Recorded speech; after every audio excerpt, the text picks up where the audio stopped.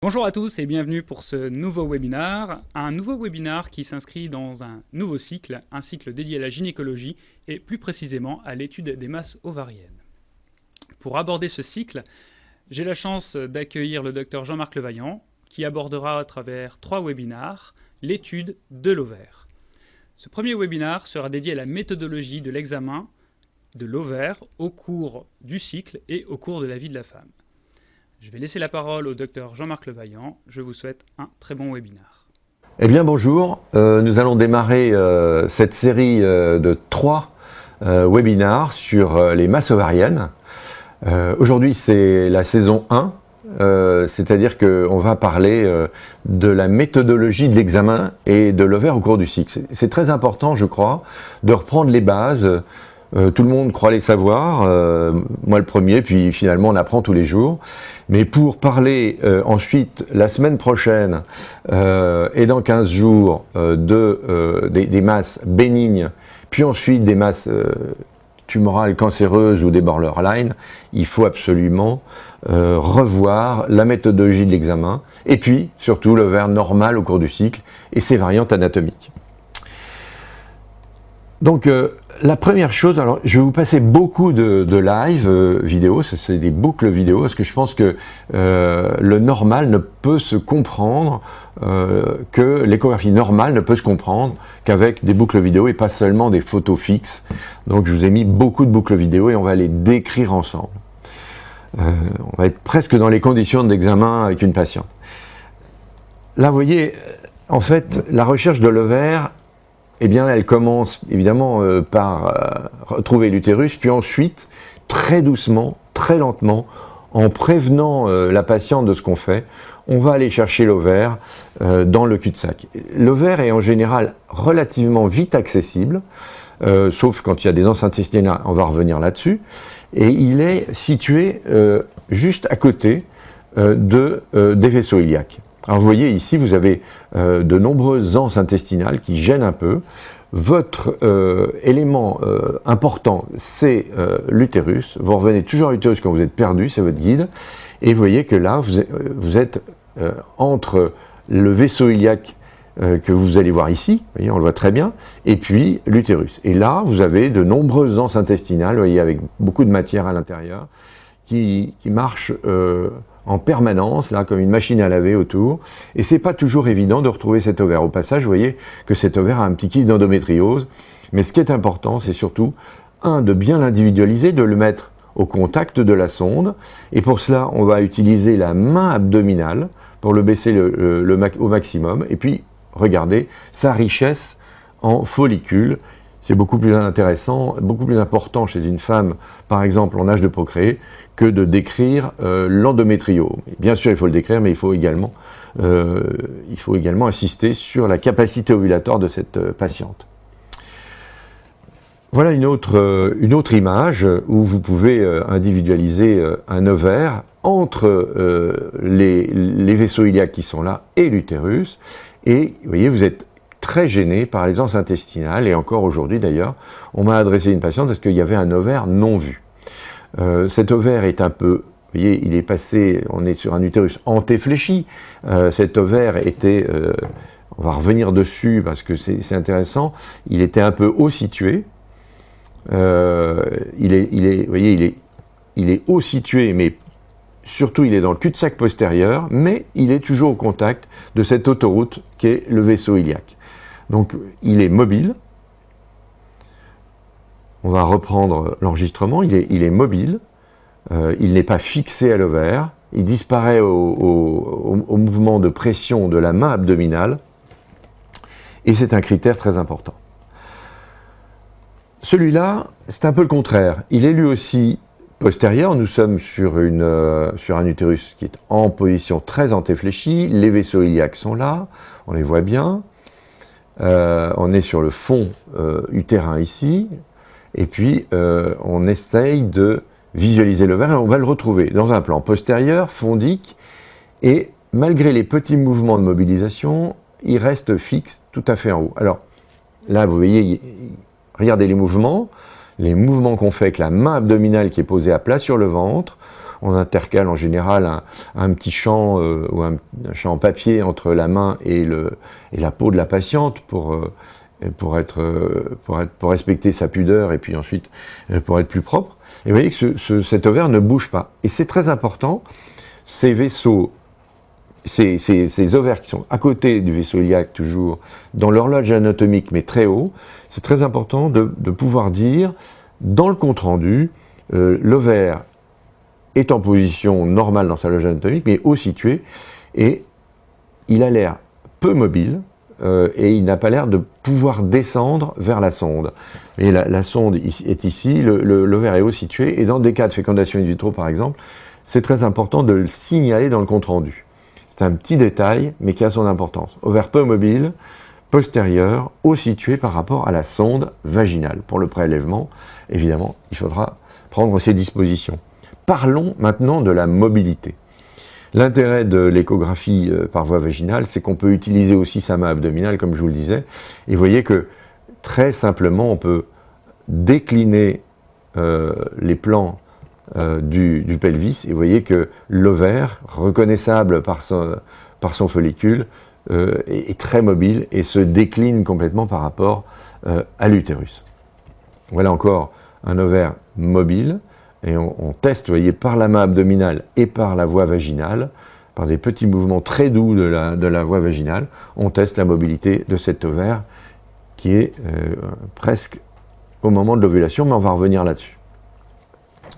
Voilà d'autres images donc des rapports anatomiques de l'ovaire, ici, avec, vous voyez, ici c'est le col, donc l'ovaire est bas situé, on arrive à le baisser, mais on n'arrive pas à le mettre tout à fait au contact de la sonde.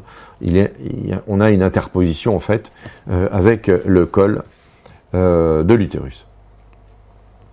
Et puis, vous avez ces images qui sont des images pièges. Donc d'abord l'image fixe. Vous avez, tout le monde reconnaît le vaisseau iliaque, l'utérus qui est là, l'ovaire, et puis cette espèce d'image qui pourrait ressembler à un follicule. Eh bien non, là aussi c'est pareil, avec la mobilité que vous allez donner à votre ovaire, avec la mobilité de la main abdominale, on voit bien que cette petite structure est totalement indépendante de l'ovaire, qu'elle se déprime. Eh bien, il s'agit tout simplement d'un petit kyste paratubaire, uniloculaire, simple, totalement anéchogène, et qui n'est absolument pas dangereux, qui d'ailleurs ne présente en général pas de douleur quand ils sont de type centimétrique. Autrement, ils se conduisent exactement comme des kystes de l'ovaire.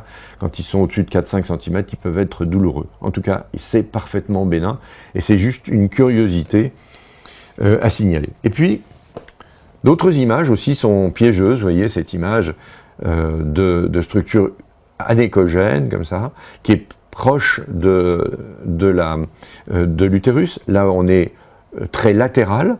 Ici, on est dans le paramètre gauche, et on a les vaisseaux du paramètre ici.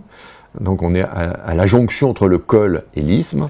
Et puis, vous allez voir que cette structure, elle est indépendante là aussi de l'ovaire. Voilà, il y a des enzymes intestinales qui passent. Elle est indépendante de l'ovaire. Elle se prolonge en périphérie de l'ovaire, vous voyez, par des structures longilignes, vous voyez, voilà. Et puis elle se termine par des structures qui ressemblent fortement à des petits kystes de l'ovaire. Eh bien non, ce ne sont pas des kystes de l'ovaire avec des végétations, c'est un hydrosalpinx qui est évidemment très proche de l'ovaire et qui est même attaché. Mais vous voyez, sur cette image d'une écho par sonde vaginale, sur une simple image 2D, en étudiant la mobilité, on s'aperçoit évidemment que cette structure est indépendante ou dépendante de l'ovaire, je vais revenir dessus. En tout cas, elle n'appartient pas au tissu ovarien. Donc regardez bien, mettez-vous en mémoire ces images qui sont parfois lisses, mais parfois en roue dentée, comme on dit. Et ces images sont des images d'hydrosalpinx qui sont ici accrochées à l'ovaire. Donc faites bien attention quand vous faites votre examen, d'avoir un plan de coupe comme celui-là qui est parasagittal, mais évidemment des plans axiaux. N'hésitez pas à tourner votre sonde et puis de bouger l'ovaire pour voir les fausses images de kyste. Là, on est devant un salpinx. L'exploration ovarienne c'est bien sûr de coupler l'anatomie à l'aspect fonctionnel. Et ça, c'est très très important. On ne peut pas faire une échographie de l'ovaire, une échographie gynécologique en général, sans avoir une très bonne notion d'anatomie et une très bonne notion de ce que c'est qu'un ovaire fonctionnel en fonction de l'âge de la patiente. Et on va rechercher des anomalies, bien sûr, comme des kystes ou une endométriose ovarienne, mais on va surtout s'attacher à regarder la réserve ovarienne chez une patiente en âge de procréer pour évaluer le fonctionnement ovarien. Donc vous voyez, là on a utilisé un système absolument magnifique chez General Electric qui équipe la plupart des machines. Attendez, c'est le système du sono AVC et qui nous permet d'avoir des images volumiques des structures folliculaires, de pouvoir les compter, ils sont numérotés, et puis vous pouvez choisir le cut-off de vos couleurs. Par exemple là c'est en dessous, au-dessus de 10 mm. Ça permet de voir déjà sur une image que vous voyez à droite tout à fait de l'écran, eh bien la reconstruction virtuelle de l'ovaire. Il n'y a plus le parenchyme ovarien, mais il y a ce qui nous intéresse pour l'exploration fonctionnelle, c'est-à-dire les follicules, et déjà 2 follicules dominants. On est ici à peu près à un J6 à J8 du cycle. Donc c'est un instrument absolument indispensable pour travailler sur l'exploration fonctionnelle de l'ovaire. On ne peut plus travailler à l'ancienne en comptant les follicules un par un et en mesurant de diamètre. On va en reparler d'ailleurs. L'exploration ovarienne, c'est bien sûr de coupler le fonctionnel à l'anatomique, mais pas toujours de donner un diagnostic. Ici, par exemple, on est devant un ovaire qui a une soixantaine ou 70 follicules. Il est bien évident que, pour nous tous, ce qui apparaît, c'est que c'est un ovaire de type polykystique. Eh bien, je pense, et j'espère que ce message passera, et on le dit dans les cours également, que ce n'est pas à dire au cours d'une simple échographie. On va reparler de l'ovaire polykystique, mais là, quand vous faites un examen échographique et que vous tombez sur un ovaire de ce type, très gros, 45-50 mm de grand axe, avec 70 à 100 follicules, eh bien, ne concluez pas ovaire de type polykystique. Vous dites que c'est un ovaire effectivement qui pourrait rentrer dans le syndrome des ovaires polykystiques, mais si vous le dites dans la conclusion, il faudra l'expliquer à la patiente pour qu'elle comprenne que ce n'est pas seulement un problème ovarien. C'est aussi, on verra un peu plus tard, c'est aussi un problème hormonal. Donc, soyez descriptif, et le sono AVC vous permet d'être extrêmement descriptif et précis. Vous donnez les mesures, les tailles de sérum et surtout le nombre et la disposition dans la structure ovarienne. Le sono AVC, voilà un des ancêtres, et je voulais vous le montrer parce que c'est quelque chose qu'on ne voit plus, mais qui est le premier sono AVC qu'on avait fait. Et vous voyez que automatiquement, la machine va repérer les images de follicules, et puis quand la machine ne les retrouve pas, on peut les mettre de façon semi-automatique. On peut cliquer dessus, ou cliquer dessus d'ailleurs pour en enlever un, pour en rajouter un, etc. Donc c'est une machine absolument formidable et qui permet, vous voyez sur le tableau à droite, d'avoir en X, Y, Z les 3 diamètres moyens de vos follicules, ce qui est évidemment l'essentiel. Et puis vous pouvez aussi avoir le diamètre moyen global du follicule. Mais ce qui est important, c'est de pouvoir au moins avoir les 3 diamètres, en fonction des centres de PMA, donner soit un diamètre moyen, soit le diamètre du volume d'une sphère qui équivaudrait à ça, mais c'est pas très malin, ou alors même le volume en centimètres cubes, et ce volume en centimètres cubes, pour l'instant, n'est pas très utilisé. Il y a eu de très belles publications qui ont été faites, mais en France, on ne l'utilise pour l'instant absolument pas couramment. Regardez cet ovaire, par exemple, qui est un ovaire relativement pauvre en follicules, ben, vous voyez, on est chez une patiente de 37 à 38 ans, qui a 7 follicules, qui est au 7e jour du cycle. Voilà, c'est très important d'avoir un compte exact de follicules parce que ça va déterminer l'urgence de sa grossesse. Il est bien évident que devant des images qui sont quasi paucifolliculaires, je vous rappelle qu'un ovaire normalement devrait avoir entre 10 et 20 follicules pour avoir une fertilité normale. Là on est déjà presque dans l'urgence de prévenir la patiente qu'il faudrait qu'elle se dépêche ou alors qu'on utilise une autre technique de congélation par exemple, si elle n'a pas de projet dans l'immédiat. L'exploration utérine et cervicale fait absolument partie, là aussi il ne faut pas l'oublier, de ce qui se passe au niveau de l'ovaire. Pourquoi? Parce que les deux sont corrélés. À gauche, vous avez un écomédian hyperéchogène qui délimite la cavité utérine, qui est fin, qui est hyperéchogène, qui est petit, qui est très fin, enfin on voit absolument pas d'endomètre. C'est ce qu'on peut voir au moment des règles, c'est ce qu'on peut voir à la ménopause, et c'est ce qu'on peut voir chez certaines patientes qui viennent pour bilan d'infertilité et chez qui on ne trouve pas d'endomètre. Il n'y a pas d'imprégnation hormonale. Vous voyez que c'est couplé, vous regardez l'ovaire, mais vous regardez également l'endomètre. Les deux marchent ensemble. L'imprégnation œstrogénique de la première partie de cycle, avec cet aspect en 3 feuillets, donc le feuillet du milieu hyperéchogène, la ligne hyperéchogène que j'appelle l'écomédian hyperéchogène, c'est la jonction entre les deux couches de l'endomètre. Et puis les deux bandes, antérieures et postérieures, eh bien c'est les zones de jonction entre l'endomètre et le myomètre.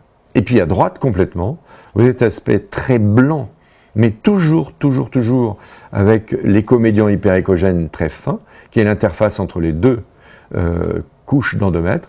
Eh bien cet endomètre très blanc signe absolument à 100% l'imprégnation en progestérone. On ne peut pas confondre avec un polype, parce qu'il y a cet écomédian hyperéchogène. Dans le polype, il n'y a jamais cet aspect. Donc, pour évaluer l'activité de l'ovaire, on va regarder également les conséquences dans la cavité utérine et sur l'endomètre, et puis on va ne pas oublier de regarder le col. Le col, c'est souvent le parent pauvre de l'échographie gynécologique, en particulier de l'échographie d'infertilité, dans les bilans d'infertilité. Regardez le col, regardez l'état du col et regardez s'il y a du mucus cervical. Là aussi, c'est un excellent reflet de l'imprégnation œstrogénique. Et il peut y avoir des cols sanglaires avec des follicules qui ont l'air de bonne taille. Donc vous voyez, on va travailler sur les distorsions entre ces 3 éléments: l'activité du col, l'activité de la cavité utérine et de l'endomètre, et l'activité de l'ovaire. Et puis bien sûr, on ne peut pas ne pas parler de la coupe frontale de cet utérus, qui va aller évidemment avec l'exploration de l'ovaire. On ne peut pas ne pas en parler. C'est elle qui a révolutionné complètement l'échographie gynécologique. Donc cette coupe frontale nous permet de voir tout de suite, comme vous pouvez le voir en haut à gauche, l'aspect triangulaire de la cavité utérine et même la portion interstitielle des 2 trompes. La sonographie, au moindre doute, est un examen, donc l'injection d'eau avec un tout petit cathéter, est un examen qui va compléter ce bilan. Donc vous voyez qu'on ne peut pas faire une exploration de l'ovaire sans coupler l'anatomie et le fonctionnel dans l'ovaire, mais sans coupler également l'anatomie et le fonctionnel de l'utérus. Maintenant parlons des images au cours du cycle de la vie. Et on va commencer au début de la vie génitale, parce que nous avons de plus en plus de jeunes patientes qui viennent pour des douleurs, et en particulier dans cette période, depuis quelques années, l'information sur l'endométriose se fait mieux, mais elle se fait parfois trop. Et donc on a de plus en plus de patientes qui viennent, des patientes jeunes, qui étaient vues au départ par les radiopédiatres, et maintenant c'est vrai que nous, échographistes gynécologues, on est confrontés à de nombreuses jeunes filles, et je pense que dans l'avenir on en verra de plus en plus. Alors, là, c'est 2 ovaires d'une jeune fille de 13 ans qui présentait des ménorrhagies et des dysménorrhées. Donc elle vient pour ça, et on lui fait cette échographie. Très bonne échographie, avec un angle de 60 degrés, une sonde abdominale. Eh bien non, c'est une très mauvaise échographie. Pourquoi? Parce que la vessie n'est pas en bonne réplétion. Donc, vous voyez, là aussi, chez ces jeunes filles, il faut leur faire remplir la vessie, mais pas trop. C'est pas la peine non plus qu'elle soit trop remplie, parce qu'on verra pas bien les ovaires, on va écraser les follicules. La pression de la vessie est importante sur l'ovaire, donc il faut faire attention. Mais il ne faut pas non plus faire cette échographie où on voit très peu, c'est le brouillard, on n'arrivera pas à compter les follicules, on ne verra pas s'il y a des lésions d'endométriose. Donc à proscrire, prenez la peine de leur faire remplir un peu la vessie. Alors voilà ce que ça donne. Vous voyez, on est au 7e jour du cycle, chez cette jeune fille qui présente 2 ovaires strictement normaux. On peut dégager juste au-dessus de l'ovaire, vous voyez, cette interface entre la vessie, la paroi vésicale et l'ovaire. À gauche, vous avez une coupe, sur le cliché de gauche, vous avez une coupe axiale, presque sagittale de l'utérus, et ça nous permet, donc sur cette coupe un peu oblique, de visualiser le cul-de-sac antérieur et de voir qu'il n'y a absolument pas de lésion d'endométriose antérieure. Puis l'ovaire gauche, on incline de la même façon la sonde, vous savez, vous faites des mouvements de sonde comme ceci, très doucement parce que la vessie elle est quand même pleine et donc il faut y aller très doucement, puis on peut donc retrouver cet ovaire qui lui non plus ne présente aucun signe pathologique. Donc on va pouvoir rassurer cette jeune fille de 13 ans, rassurer sa maman qui est toujours là, et lui dire que, évidemment, il n'y a pas d'endométriose visible, et on l'enverra donc chez l'endocrinologue pédiatrique ou le gynécologue, la gynécologue qui pourra la traiter. Là aussi c'est pareil, vous ne pouvez pas, pour des douleurs et des ménorrhagies ou des dysménorrhées chez la jeune fille de 13 ans, passer à côté d'un problème utérin.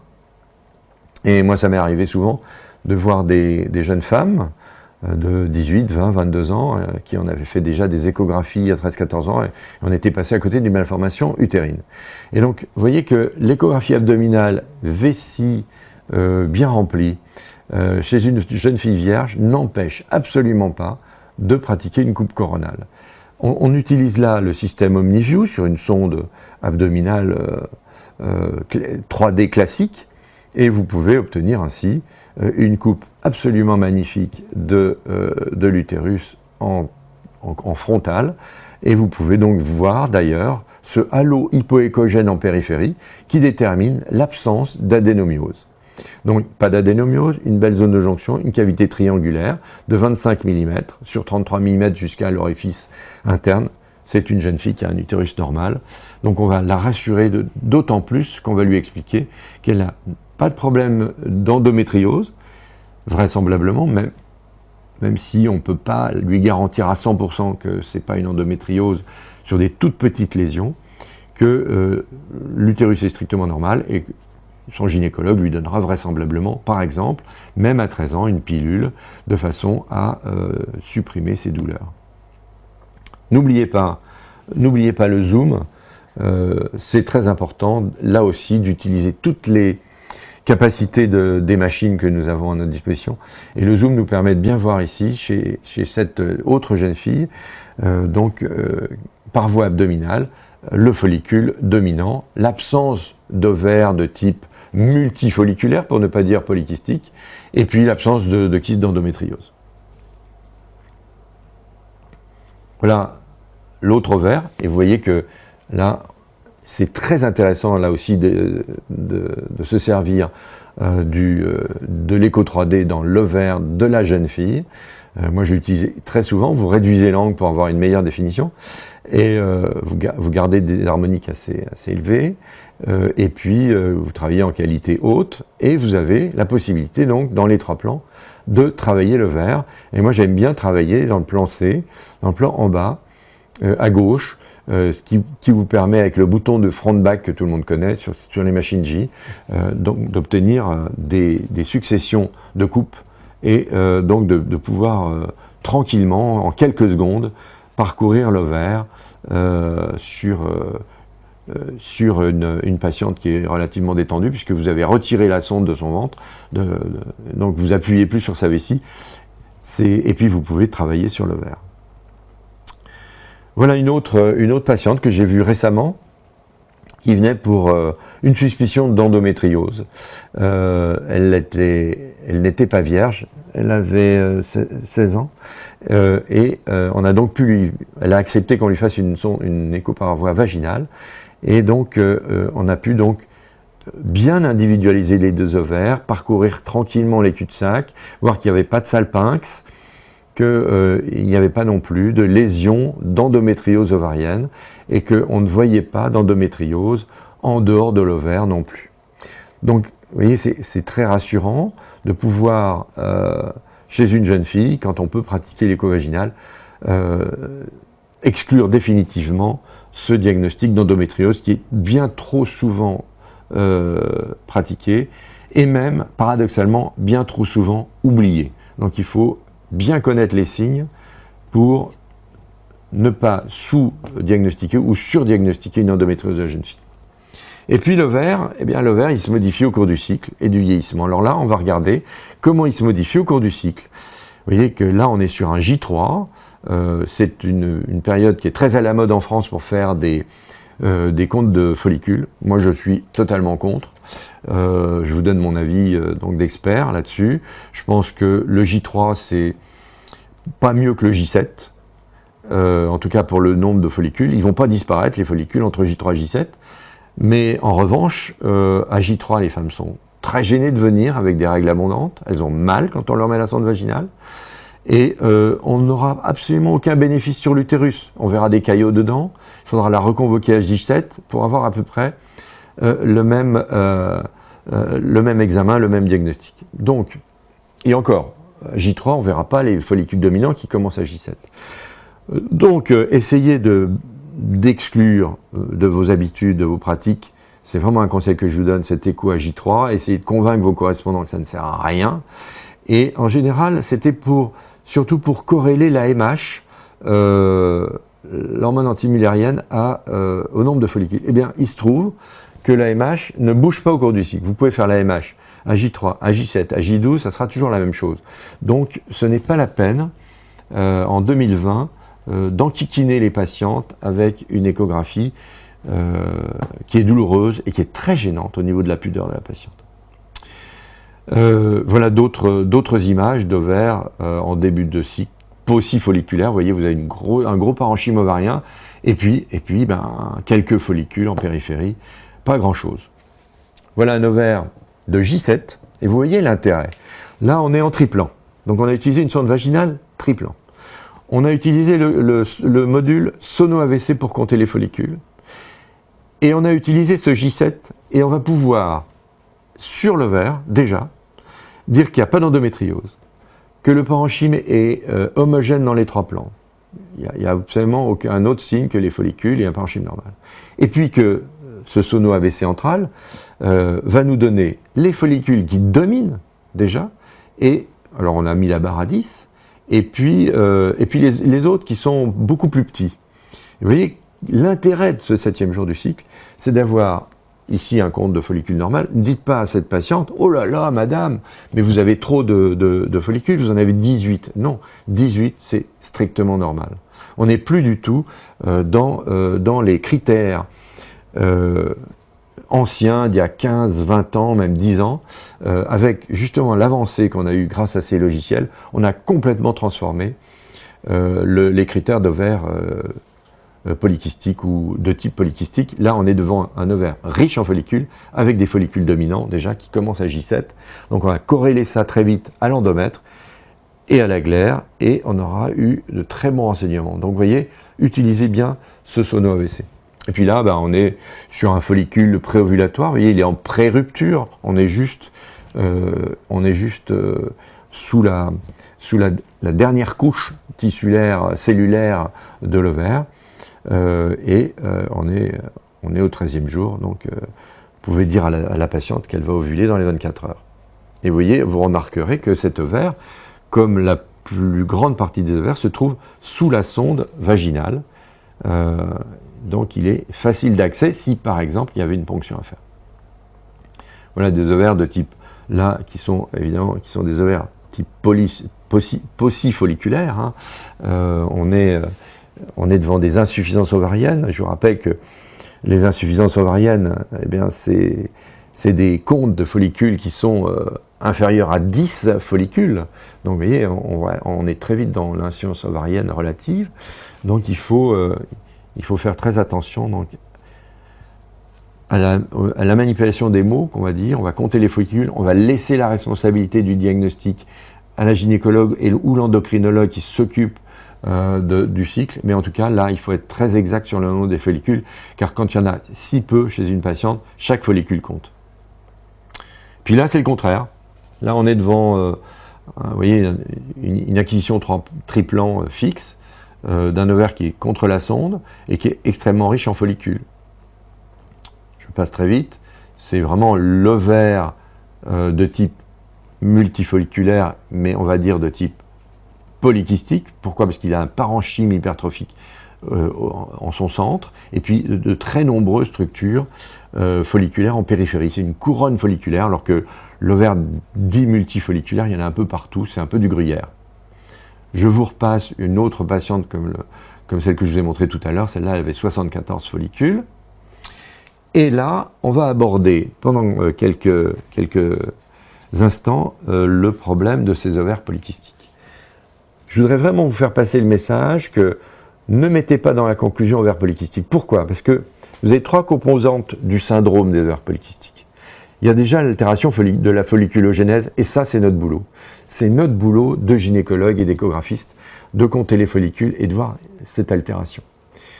Parce que vous avez aussi des ovaires polykystiques où il y a 70 follicules, mais il y a aussi une capacité à ovuler. Donc là aussi, il faut bien décrire s'il y a des ovaires de type polykystique avec des follicules préovulatoires ou si c'est toute une colonie de petits follicules qui varient autour de 7 à 13 follicules. Mais c'est pas à nous de faire ce diagnostic. Pourquoi? Parce qu'il va nous manquer les signes d'hyperandrogénie, et en échographie, dans le noir, on va pas s'amuser à regarder les cheveux de la patiente, si elle a des poils partout et si elle a la peau grasse.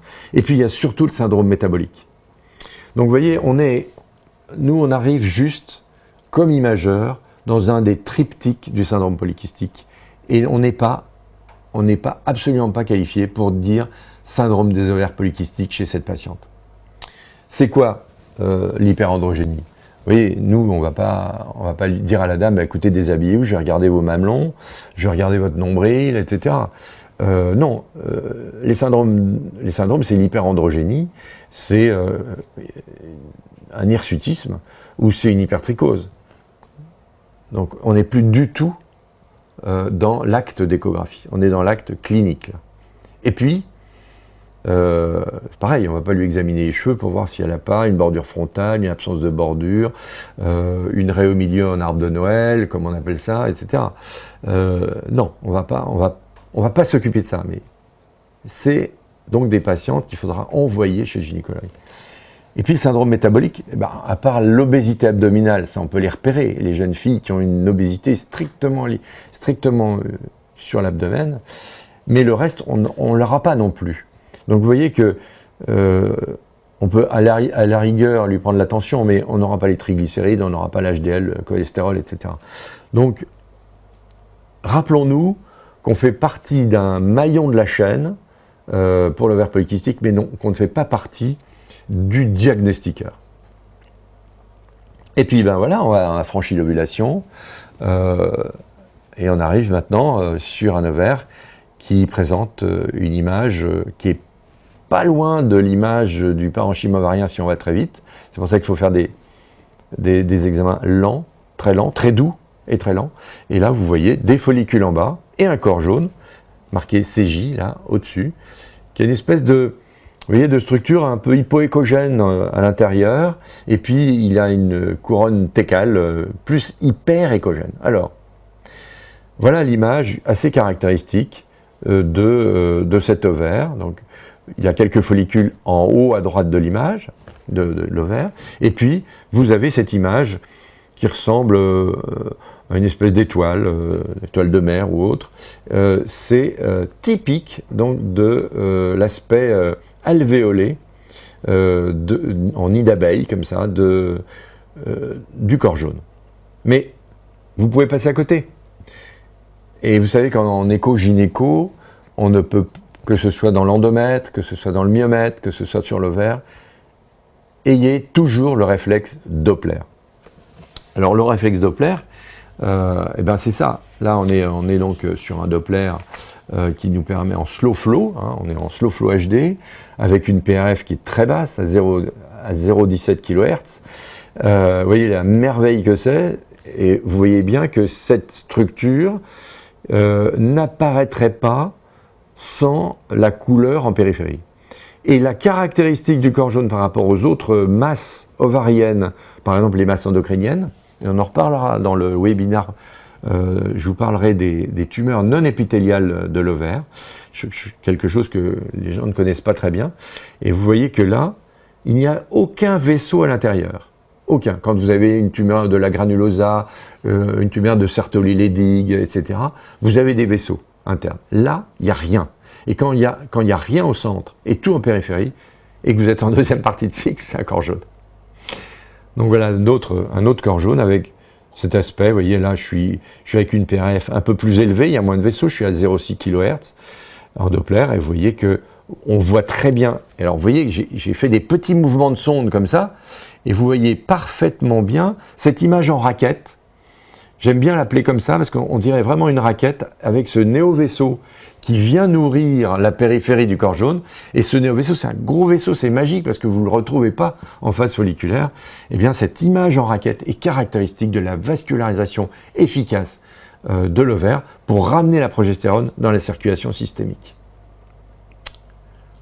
Ah, j'ai oublié d'ailleurs de vous montrer quelque chose d'important sur cette image, c'est que la vascularisation, vous voyez, est complètement à l'extérieur et là on est sur l'image en raquette, mais regardez, quand on arrive en plein centre du corps jaune, regardez, vous allez voir, hop, ici vous avez du tissu, c'est la tech, qui est complètement vide de vaisseaux.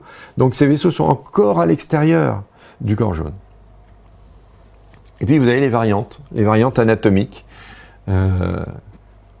où on est un peu désarçonné, on ne sait pas trop. J'en ai eu aussi il y a 15 jours, patiente comme ça, où vous dites qu'est-ce que c'est, est-ce que je prescris une IRM ou pas, puis vous mettez le Doppler couleur, puis la patiente vous a dit qu'elle était à peu près au 20e jour ou 25e jour. C'est très rassurant. Image triplan, dans le plan A, dans le plan B, dans le plan C, absolument pas de vaisseau dans sa structure interne, c'est un corps jaune hémorragique à tous les coups.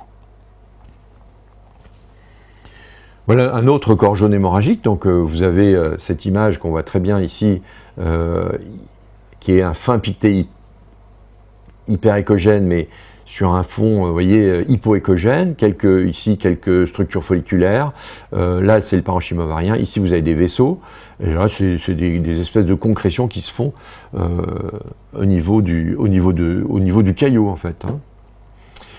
Voilà, regardez ce que ça donne, ben voilà, c'est le caillot qui est en train de se faire, donc c'est de la fibrine, tout simplement, qui est en train de, vous voyez, de se constituer, puis ben, voilà. Là, ce que j'ai fait, j'ai été me rassurer au niveau de l'endomètre. Je me suis dit, voilà, c'est quoi ça? Hop, vous passez à l'endomètre, et vous apercevez que cet endomètre, qu'on a vu succinctement, et ben cet endomètre, il est blanc, vous voyez, et c'est pas un polype parce qu'il y a un échomédium hyperéchogène, il est blanc, c'est un endomètre de phase lutéale, et ben c'est un endomètre de ce corps jaune hémorragique. Voilà d'autres images qui sont là aussi des variantes anatomiques, qui ne sont pas des pathologies, qui sont des variantes anatomiques du corps jaune. C'est un nid d'abeille, là, vous voyez, avec un parenchyme ovarien en périphérie, en bas, qu'on voit bien, qui est un parenchyme normal, il est un peu muet, vous voyez, il n'y a pas de follicule. Et puis il y a cette image d'hématome, de corps jaune hémorragique qui est en train de se restituer, comme disait un de mes copains. Et puis, voilà d'autres images, vous voyez, d'hématomes, de caillots à l'intérieur. Je crois que ce n'est pas une image mobile malheureusement, mais si vous mettiez la main très doucement sur le ventre de la patiente, vous verriez, en ballottant l'ovaire, vous verriez que cette image va ballotter avec, donc c'est vraiment le type même du caillot. Puis surtout, si vous mettez la couleur, vous n'aurez pas de couleur. Voilà d'autres images donc de corps jaune hémorragique qui sont parfois gros, douloureux. C'est parfois des consultations en urgence. Pas de panique. Alors de temps en temps, quand ils sont très atypiques, vous pouvez faire un dosage de la progestérone. Des fois, il m'est arrivé de faire un test trauma, des marqueurs, parfois de demander, mais ça m'est arrivé une fois de demander une IRM quand même, parce que la patiente m'inquiétait un peu, puis non. Puis en fait, on est devant des corps jaunes. Il faut avoir la patience d'attendre. Alors, la vascularisation, on peut la refaire en 3D. C'est simplement, ça n'a pas d'intérêt diagnostique, c'est l'image du milieu, ça a juste un intérêt de se mettre l'écho-anatomie vasculaire dans la tête. Vous voyez que cette espèce de panier qu'il y a autour du corps jaune, vous ne le retrouverez jamais ailleurs. Jamais ailleurs. Dans aucune tumeur de l'ovaire, vous avez ce genre de choses. Il n'y a que dans le corps jaune. D'avoir, cette intensité vasculaire, et 2, cet aspect extrêmement lisse en nid d'abeille. Et je vous rappelle, l'image à droite, vous voyez donc que toute la structure cellulaire du corps jaune, eh bien, elle est complètement avasculaire. Il n'y a pas que le milieu, évidemment, qui est avasculaire, puisque c'est liquidien, mais vous voyez que toute la périphérie du corps jaune est avasculaire. C'est ça qui vous donnera le diagnostic. Puis on va finir par les images après la ménopause. Faut bien, hein? Faut bien faire son temps, hein? Alors, d'abord, c'est la voie vaginale. Donc, je vous rappelle que la voie vaginale à 72 ans, comme chez cette patiente, ça se fait après avoir lubrifié le vagin, après avoir expliqué à la patiente qui n'est pas obligée d'avoir des rapports sexuels tous les jours. Souvent, en général, elles n'en ont pas eu depuis longtemps, que on ne va pas leur faire mal, qu'on leur explique comment on fait l'examen, et puis on le fait extrêmement doucement. Mais vous voyez, là aussi, c'est pas la peine de faire des IRM chez des patients de 72 ans qui ont des signes, une symptomatologie quelconque, des ménorrhagies, des petits saignements, etc. Non, je crois que ce qui est important, voilà, c'est on va aller regarder les ovaires. Pourquoi on va regarder les ovaires? Parce que 72 ans, c'est encore l'âge du cancer de l'ovaire, bien sûr. Et vous savez que le dépistage n'est pas fait en France. Donc profitons finalement de la chance de voir cette patiente qui est venue parce qu'elle a 3 gouttes de sang dans la culotte pour lui faire un bon dépistage des tumeurs borderline et des tumeurs de l'ovaire. Et nous en parlerons dans le 3e webinaire de cette série. Alors l'ovaire gauche, elle a 72 ans, il fait 22 sur 12 mm, vous voyez, il a bien rétréci au lavage, mais il a, dans sa structure interne, une image anéchogène. C'est un petit follicule persistant, qui peut persister comme ça, des dizaines et des dizaines d'années. C'est uniloculaire, simple, ça ne se traduit pas par des végétations dans sa structure interne, il n'y a pas de problème. Et puis vous avez l'autre ovaire, l'ovaire droit, qui est tout petit, sous la sonde, en bas à droite, il fait 14 sur 9 mm. Alors lui, c'est un raisin de Corinthe. Hein. Il n'est pas toujours facile à voir, mais grâce à nos sondes haute fréquence, on les voit. Il suffit de passer un peu de temps. C'est la seule image fixe que vous trouverez dans les anses intestinales et à côté de la sonde. Donc c'est pas compliqué. C'est la seule qui existe. Voilà d'autres... pardon, j'ai été un peu vite. On va revenir. Voilà d'autres images. Alors là, il fait 10 sur 15. Et l'autre fait 13 sur 10. C'est une patiente de 78 ans. 78 ans, elle est venue pour des petits saignements aussi. Et vous voyez que les ovaires sont vraiment très petits, ils sont totalement involués, et c'est génial. C'est génial, on va mettre un certain temps à les voir, mais il ne faut pas laisser une patiente de cet âge-là qui saigne, sans un diagnostic comme celui-là, de sécurité, de petits ovaires involués sans masse. Si vous n'y arrivez pas, vous la reconvoquez. Si elle a trop de dense intestinale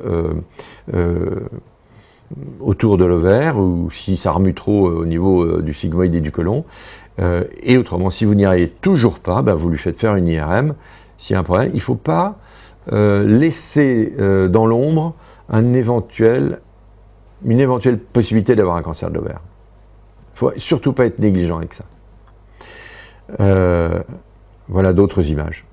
Et puis voilà, une des dernières patientes qu'on a vues de ce âge-là, et ben voilà, l'utérus, vous voyez, est complètement tordu sur lui-même. Et puis, il y avait ce kyste de l'ovaire, qui était absolument pas douloureux, qui est de forme, vous voyez, une forme de cornichon, anéchogène, uniloculaire, il prend la forme du cul-de-sac. Je pense qu'elle l'a depuis très longtemps. Il bouge bien, il est très mobile. Elle n'a pas d'endomètre bizarre. Regardez l'anse intestinale, elle est superbe aussi, elle est passée. On va chercher l'autre ovaire. Donc, toujours pareil, le vaisseau iliaque. Voilà, on va terminer là-dessus, vaisseau iliaque. Et puis, l'autre ovaire qui est ici, avec sa petite forme, vous voyez, d'olive, avec un signe important qu'on retrouve très souvent chez les patientes jeunes sous chimiothérapie, jeunes en ménopause précoce, ou cette femme âgée, très âgée, eh bien, c'est ce halo hypoécogène en périphérie qui signe, ici, qui signe l'absence et l'arrêt des sécrétions hormonales. Ça, ce halo hypoécogène, vous le retrouverez dans ces 3 catégories de femmes que je vous ai citées. Et puis, ces images hyperécogènes que vous retrouverez, je vais vous les passer très vite, ces images hyperécogènes punctiformes que vous retrouverez, c'est soit des calcifications vasculaires, soit des, voilà, ici, soit des reliquats d'ovulation, vous voyez ici. Voilà. Voilà, donc cette image choc, c'est l'image typique d'un ovaire d'une femme ménopausée. Il n'y a plus de vascularisation, les vaisseaux que vous voyez, ce n'est pas les vaisseaux de l'ovaire, c'est des vaisseaux du ligament large. Vous avez l'ovaire, ce halo hypoécogène en périphérie, ce parenchyme homogène. Voilà, c'est au fort grossissement, sonde vaginale, PRF à 0,6 kHz. On est devant un ovaire strictement normal de la femme ménopausée. Et je vous remercie de votre attention et je vous donne rendez-vous pour le 2e webinaire sur toutes les masses organiques bénignes dans quelques jours. Merci.